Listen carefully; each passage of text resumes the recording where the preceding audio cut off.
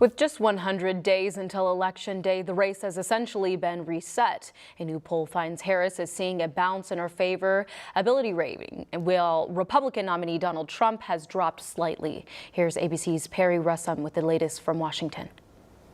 The race for the White House continues to take shape after President Biden dropped out 1 week ago. Vice President Kamala Harris picking up another endorsement today, this time former Vice President Al Gore. The latest ABC News Ipsos poll released today shows Harris with a boost in favorability. Kamala Harris has turned her numbers around substantially. Her favorability rating up 8 points in the space of a week. She is now viewed more favorably than unfavorably, which is rare these days. This is clearly an early honeymoon period, but it's also clear that the presidential race has essentially reset at this stage. Trump's favorability reaching a high of 40% in the days following the Republican convention and the assassination attempt. It's now fallen back to 36%, according to the same poll. Trump in Minnesota last night campaigning with his running mate Senator J.D. Vance. So now we have a new candidate to defeat the most incompetent, unpopular, and far-left vice president in American history. Vance stopping by a diner this morning, addressing his past criticisms of Trump. He did a better job of that than anybody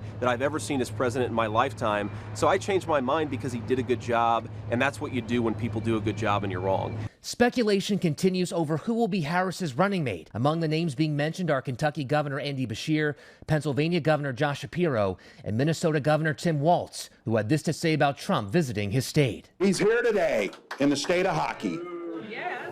To complete his trifecta. He lost in 16, he lost in 20, he loses in 24.